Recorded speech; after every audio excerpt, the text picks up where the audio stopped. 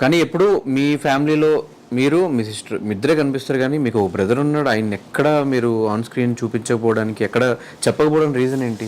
Reason ఏం లేదు, ఈ మధ్య కనపడదు, ఈ మధ్య చూపించం కూడా కనపడతా ఉంటాడు. మనం కూడా ఐఎఫ్ సొమ్మాలేసి తేలిచాం. ఏంటంటే ఆయన విలేకరు, పల్లెటూరులో ఉంటాడు. మా అన్న మా ఊర్లోనే, ఓన్ ఊర్లోనే మా పొలాలంతా వ్యవసాయం చేసుకుంటా ఉంటాడు. జర్నలిస్టు. సో అక్కడ ఉండిపోతాడు తప్ప దానివల్ల ఏం రిలేషన్ బ్యాడ్ ఏం లేదు. మాకు దేవుడు దయ వల్ల బ్రో, చెప్తాను కదా టైం అని. ఆ టైం వచ్చేసరికి మా అన్న హ్యాపీగా ఉండు, మా అక్క హ్యాపీగా ఉండు, నేను హ్యాపీగా ఉన్నా. మా అక్క బేల్దారి మేస్త్రికి ఇచ్చి పెళ్లి చేసాం. బేల్దారి మేస్త్రికి ఇచ్చి పెళ్లి చేసేటప్పుడు నేను అనుకున్నా, నేను బాగా ఓవర్ అప్పుడు మేస్త్రికి ఇచ్చేది అంటే మనకి ముడ్డెనక లోన్లోనే అనేది తెలుసు. ఆయన కూడా మనం ఏది తోపని అంటే పిల్ల చేస్తలో మా నాయన చెప్తా ఉంటాడు, ఓరే మన పరిస్థితి బాగాలేదని. మేస్త్రికి ఇచ్చేది బేల్దారి మేస్త్రికి, మంచోళ్ళకి ఇక అని. అంటే మన పరిస్థితి అసలు బాగాలేదు, ఆడ దొరకడమే కష్టము అనుకుంటేమో నేను ఓవర్ చేసేది. కానీ మా బావ ఇప్పుడు కావల్లో బిజియెస్ట్ బేల్దారి మేస్త్రి. టైం బ్రో, వాళ్ళు బీభత్సమైన స్ట్రగుల్స్. వాళ్ళు హైదరాబాద్ చిన్న రూమ్లో ఉంటే ఆ రూమ్లోకి వెళ్ళి నేను ఉండేది. ఒకే రూమ్లో మా బావ, మా బావ వాళ్ళ తమ్ముడు, మా అక్కకి 2 పిల్లకాయలు ఆడుండేవాళ్ళు. నేను కూడా ఆడు పోయి 2-3 నెలలు ఉన్నా. చిన్న రూమ్లో బాత్రూమ్లు అన్ని 3 ఉంటాయి, 20 మంది 30 మంది అక్కడే ఉండాలి. అక్కడి నుంచి స్టార్ట్ అయ్యి 100 రూపాయలు కెరీర్ స్టార్ట్ చేసి ఈరోజు బిజియెస్ట్ బేల్దారి మేస్త్రి, ఇల్లు కట్టిస్తుంటాడు. టైం అంతే, చెప్పని చేంజ్ అయింది. ఇన్ని ఎగ్జాంపుల్స్ ఉన్నాయి లైఫ్ చేంజ్ అవ్వడానికి. అందుకని సూసైడ్ చేసుకోకూడదు. ప్లస్ మా అన్న కూడా లైఫ్ చేంజ్ అయింది, అందరూ బాగున్నాం. కానీ పోయేలోపు ఒక 100 మంది లైఫ్ని మారుస్తా అని చెప్పి ఒక స్టేట్మెంట్ చేశారు. ఎక్కడ దాకా వచ్చినాయి ఆ పనులు? పనులని కాదు బ్రో, నేను అది నెంబర్ అట్లా పెట్టాను. కానీ నాకు మాత్రం బ్రో, నేను ఎవరు ఏమనుకున్నా ఎవరు ఏమనుకోకపోయినా నా చుట్టూ ఉండే వాళ్ళకి నా నుంచి ఎవరైతే హెల్ప్ పొందారో, నేను ఎంతమందికి హెల్ప్ చేశానో వాళ్ళకందరికీ తెలుసు. నేను ఇంకా అందరికీ హెల్ప్ చేయలేను. ఉన్నవాడికి అందరికీ హెల్ప్ చేసి ఉంటే ఇటు చేసాడు అనొచ్చు. నేను చాలా మందికి హెల్ప్ చేసా, హెల్ప్ చేసిన వాళ్ళకి, హెల్ప్ పొందిన వాళ్ళకి మాత్రమే తెలుసు. నేను నా మైండ్ సెట్ ఎలా ఉంటుందంటే, ఇప్పుడు నేను హెల్ప్ చేయలేను బ్రో, కానీ నా దగ్గర నేను ఒక మనిషికి భారీ స్థాయిలో ఊహించలేనంత స్థాయిలో హెల్ప్ చేసే మైండ్ సెట్ ఉంది నాకు. కానీ అలాంటి స్థాయి హెల్ప్లన్నీ కూడా నేను ఇందాక చెప్పినట్టుగానే నా ఫ్యామిలీ మళ్ళీ బ్యాక్కి వెళ్ళినా కూడా ప్రాబ్లం లేదు. మా ఫ్యామిలీ ఇంక బ్యాక్కి వెళ్ళే సీనే లేదు. స్టాండర్డ్ మా ఫ్యామిలీకి ప్రాబ్లం లేదు అనే రోజు దాకా వచ్చేంత వరకు నేను పెద్ద హెల్ప్లు చేయలేను బ్రో, భారీ హెల్ప్లు చేయలేను. నాకు ఉంది, ఎందుకంటే నేను మళ్ళీ వెనక్కి వెళ్ళి చూడలేను. చాలా బాధపడ్డా. ఆ పొజిషన్ రాకుండా ఉన్న వాళ్ళు ముందు స్టాండర్డ్ చేస్తున్నా ఫ్యామిలీని, వ్యాపారం కావచ్చు, అన్ని రకాలుగా సెట్ చేసుకొని అక్కడి నుంచి నేను బీభత్సంగా హెల్ప్ చేస్తే స్టిల్ నేను చాలా మందికి హెల్ప్ చేస్తున్నా. నా చుట్టూ ఉండే వాళ్ళకి హెల్ప్ చేస్తున్నా, చాలా మంది నాకు హెల్ప్ అడిగిన వాళ్ళకి హెల్ప్ చేస్తున్నా. అందరూ మోసాలు చేస్తున్నారు నిజమేనా? ఓ ఆయన అది నాకు మొన్న ఇన్స్టాగ్రామ్ స్టోరీ కూడా పెట్టాం బ్రో, రీల్ కూడా. అడిగిన వాడు అందరూ నేను ఇంకివ్వను డబ్బులు, నేను ఎవ్వడికి ఇవ్వను డబ్బులు. అంటే నాకు వచ్చి పలానా ప్రాబ్లం అని చెప్పి ఏ చెప్పినా కూడా నేను డబ్బులు నమ్మి ఇవ్వట్లేదు, ఆపేసా. నాకు ఏదైనా జెన్యూన్ కనిపించి నా టీం తరపు నుంచి కానీ ఎవరైనా వస్తే నేను పర్సనల్గా హెల్ప్ చేస్తాను, నన్ను అడిగిన వాడికి ఇవ్వను. ఎందుకంటే ప్రతి దాంట్లో మోసం బ్రో. ఎదవనాయాలు ఎట్టున్నారంటే, నువ్వు ఎంత మంచిగా ఉంటే అంతమంది మోసం చేస్తారు. నువ్వు ఎదవ అయితే నీ నోడు మోసం చేయలేడు బ్రో. నువ్వు మంచిగా కనపడు, ప్రతి ఒక్కడు పక్క పెట్టాడు. ఏంది బ్రో, మా ఇంటికాడ ఇల్లు కడుతున్నాడు కొత్త ఇల్లు, ఆ ఇంటికాడికి టీ తెచ్చిచ్చాడు ఒక అతను.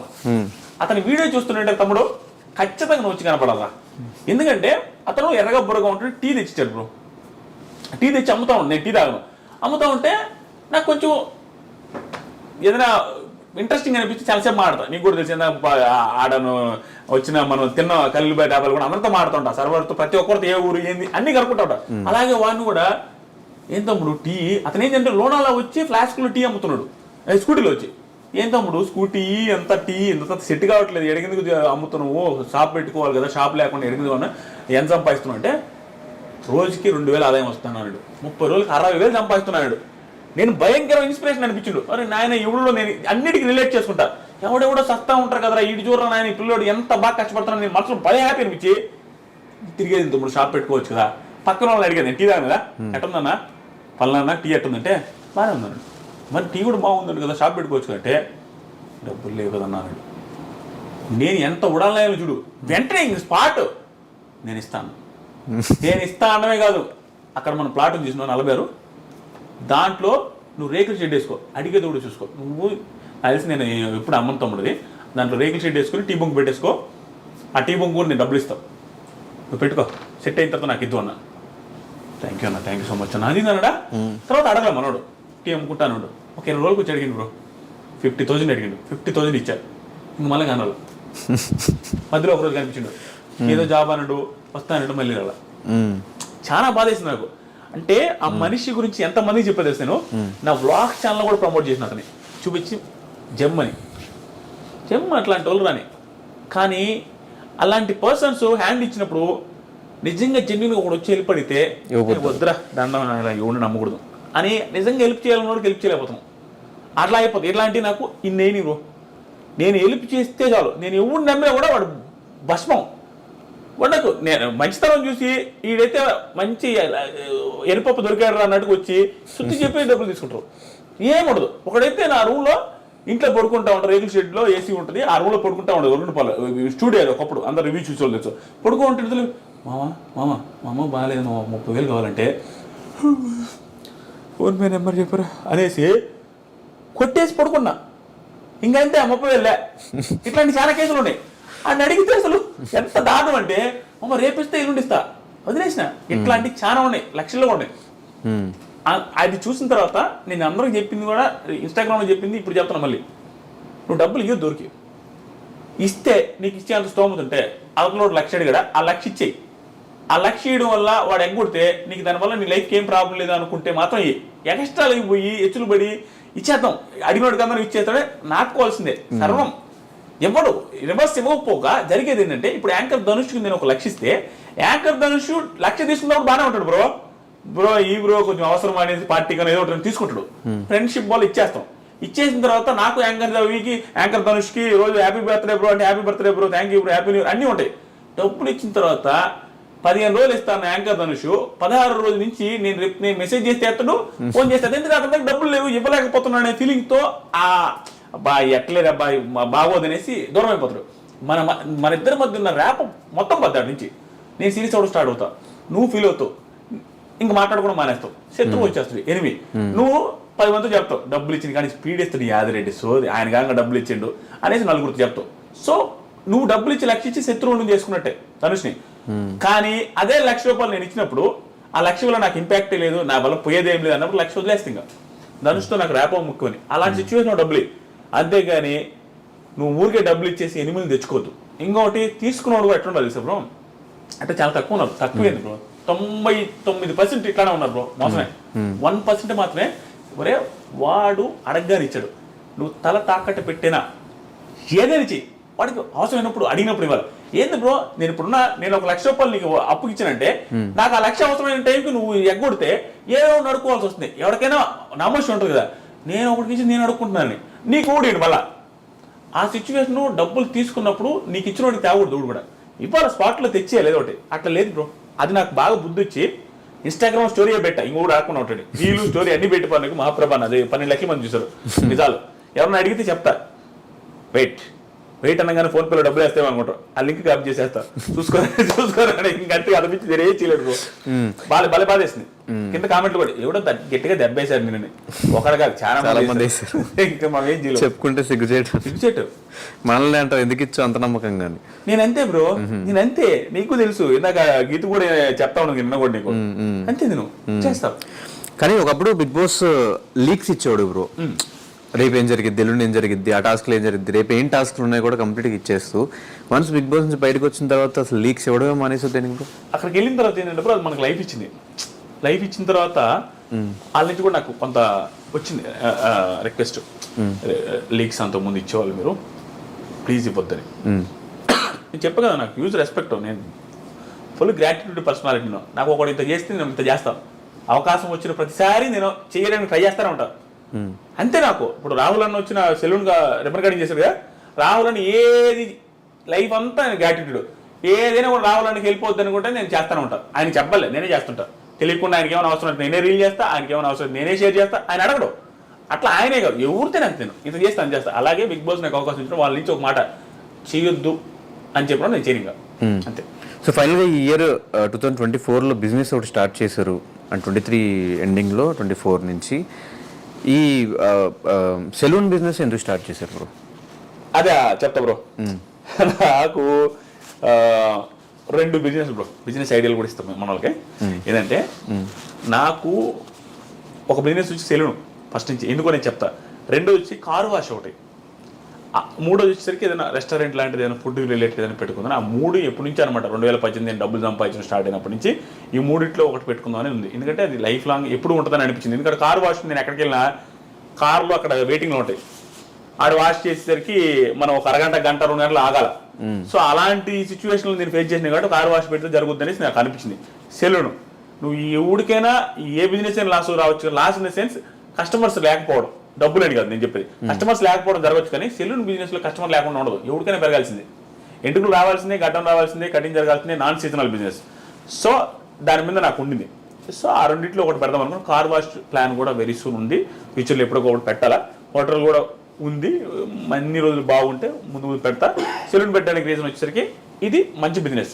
ఎందుకంటే చెప్పాను ఆలోచించి పెట్టుకోవాలి. ఏదైనా కూడా మళ్ళీ బ్యాక్కి వెళ్ళకూడదు. ఏది వేసినా 100 రకాలుగా ఆలోచించి జాగ్రత్తగా చేసుకోవాలి. సో అందుకని నేనే సెలూన్లో కూర్చొని విజయవాడ లోటస్ ల్యాండ్ మార్క్లో కూర్చొని 24 గంటలు ఆడే ఉంటున్నాం.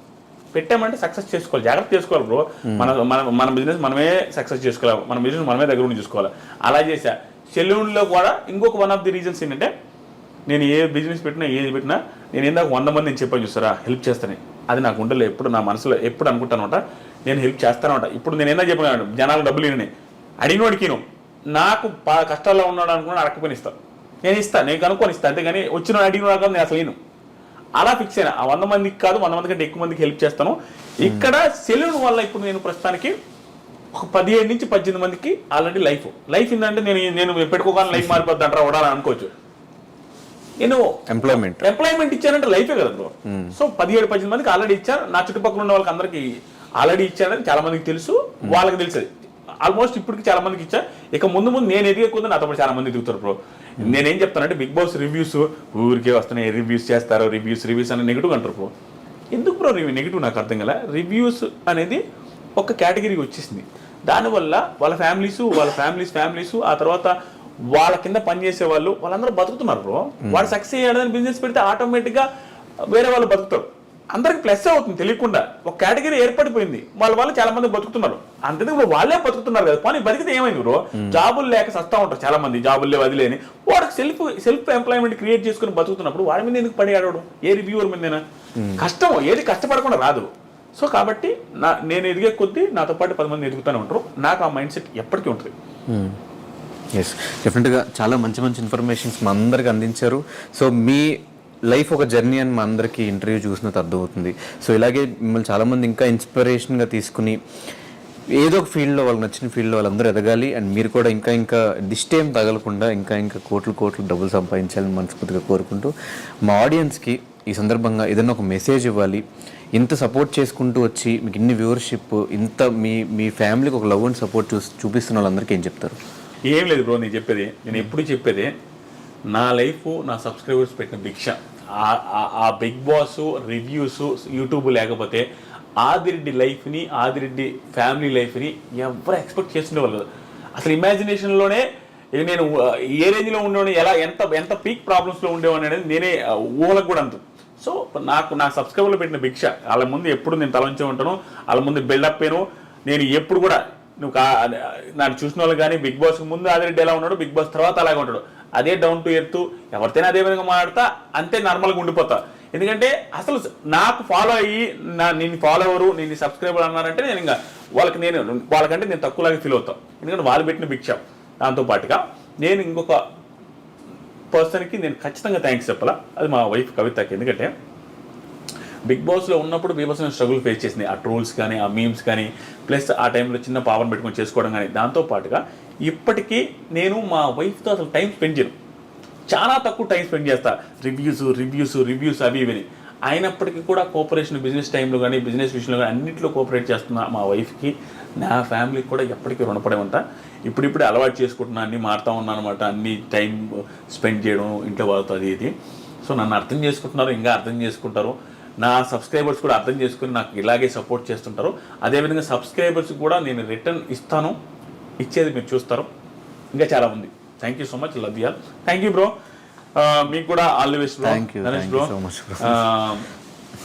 అంతా హ్యాపీగా ఉంది. మదర్కి కూడా బాగుండాలని మనస్ఫూర్తి కోరుకుంటున్నాను. Thank you bro.